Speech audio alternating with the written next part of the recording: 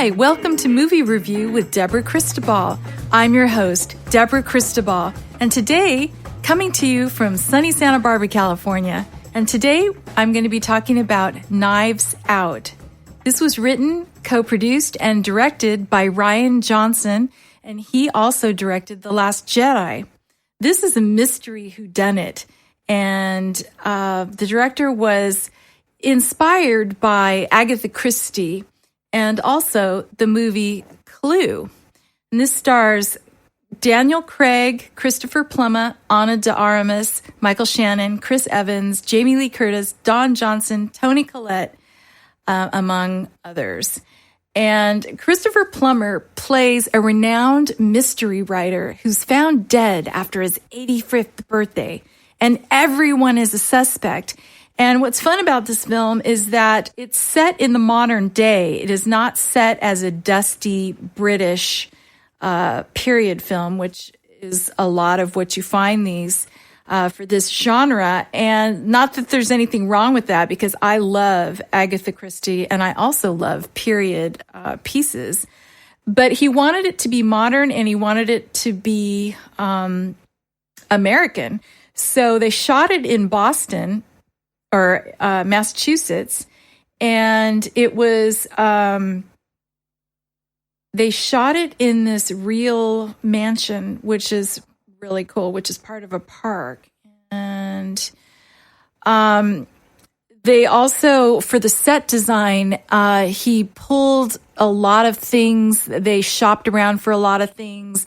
And there is this huge set piece, which is a knife sculpture, I guess you might call it. It's like this big, huge circle that looks like it's made out of a mirror, and that has all these knives coming out of it like a sunburst, and it's like a beautiful piece.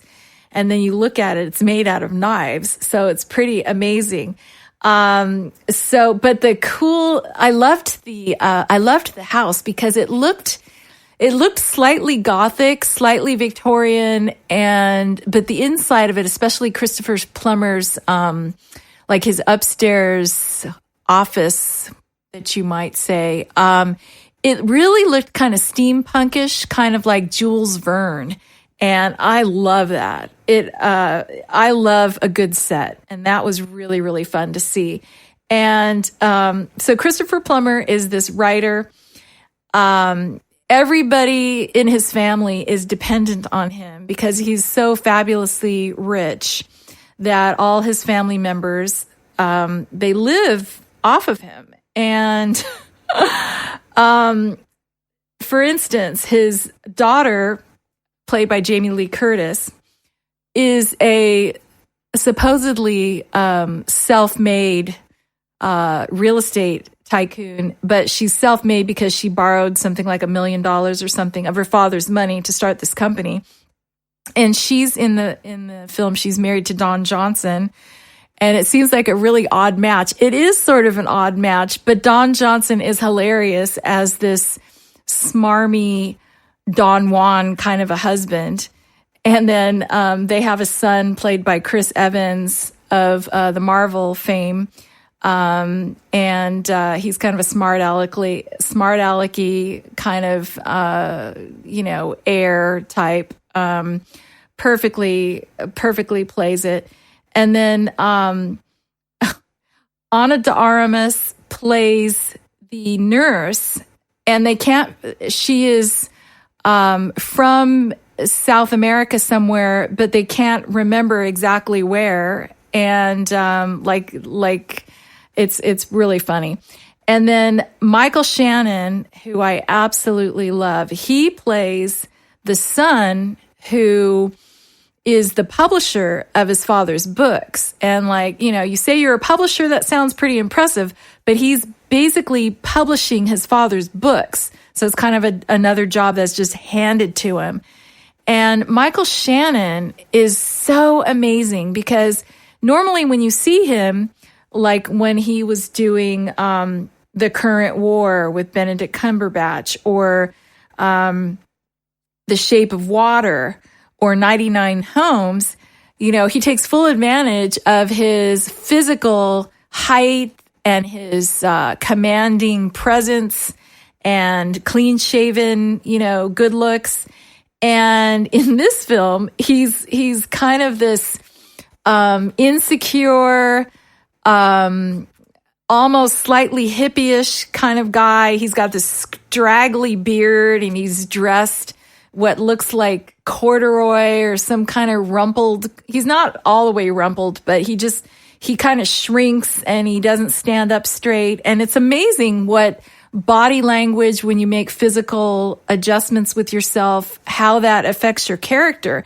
And it really comes through. He's such a good actor, and he's really funny in this. He's one of my favorite actors, as you can tell. And then Toni Collette is hilarious. She is the widow of one of Christopher Plummer's sons, and they have a teenage or a college-age daughter who's going to private school that Christopher Plummer was paying for. But Toni Collette, she's wearing like this blonde, she has this long blonde hair that's kind of wavy, and then she's all dressed up in these floral, kind of floaty, probably $1,000 dresses that are supposed to look sort of like boho. And then her voice, because she's Australian, but she totally masquerades her voice as this sort of valley girl. Oh gosh, it's hilarious. A valley girl sort of a talk. Some people have compared her to, she has a lifestyle company, which is not doing very well. And some people sort of likened her to Gwyneth Paltrow, but I didn't see that. And she was interviewed about that, and she did not directly take, even though she's friends with Gwyneth, she did not directly take from her style or anything. I didn't get that at all when I saw that. I disagree. And I think Toni also, she said, I didn't really take it from there. And the director said, he wanted it to be kind of definitely very LA, which she was. She was very LA. But Daniel Craig, oh my gosh.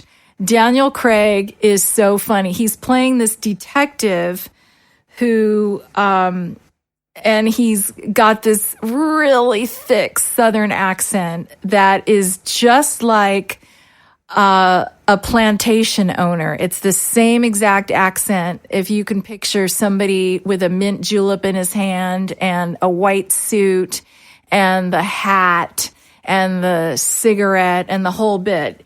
That is his thing. And he's in the very first part of the film, he's quiet and he doesn't talk. And the two detectives are talking to sort of lay out the case after Christopher Plummer is found dead, and they're trying to find out who killed him.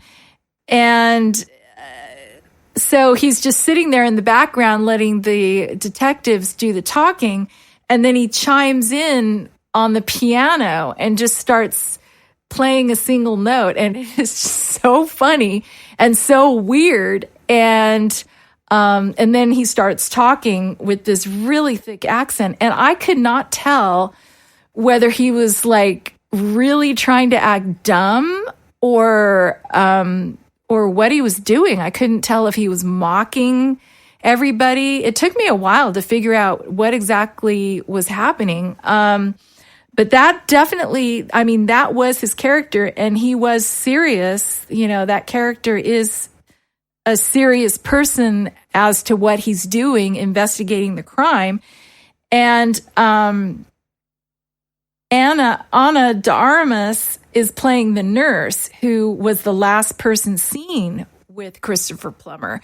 And so, she looks like a really good suspect. She had to give him his medicine and all this kind of stuff. So it looks like could be the one who killed him. But really, in reality, everybody is a suspect, because everybody had a reason to want to have the trust fund and all this kind of stuff. And so it's really well done. There are a lot of twists and turns. The set is amazing. The sculpture is really cool. It's a little bit unnerving, to see people near this sculpture. And apparently the set designers had a lot of fun. They actually made that piece for the production. And they also had fun shopping at the different antique places in Massachusetts to come up with really cool things to decorate the set with in Christopher Plummer's office. And some of it we won't see, but it's just there for us to, as atmosphere in his office. But there are a lot of twists and turns in this plot.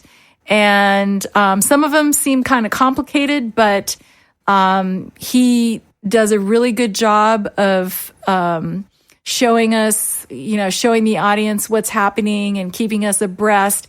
And there's also a lot of the characters with conflicting stories, like I remember it this way or I remember it that way. And so, but basically the whole thing is just so entertaining because you're in a cool location. You've got all these funny characters.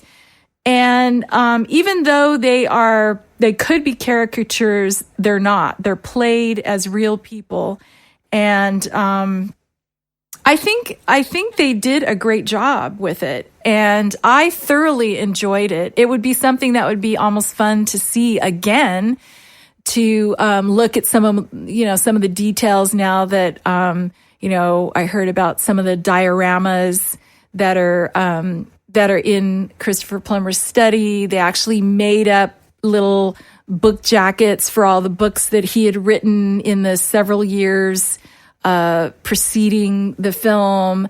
So they went into really incredible detail as far as that kind of stuff goes. So it would be fun just to see it, or see it on DVD later on, to see and maybe pause it to kind of take a look at what, if you're into fun things from the past, or thrift stores, some of the things that they put in the set.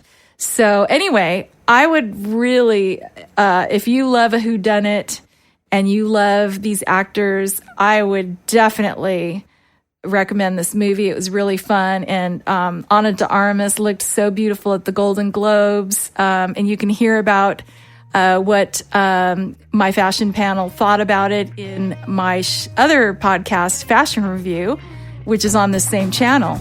So anyway, thank you so much for joining me, and I will see you the next time. Be sure and follow me on Instagram. My handle is at Deb, D-E-B, Etoile, E-T-O-I-L-E. And it was really fun hanging out with you guys, coming to you from sunny Santa Barbara, California, and we will see you the next time. Bye.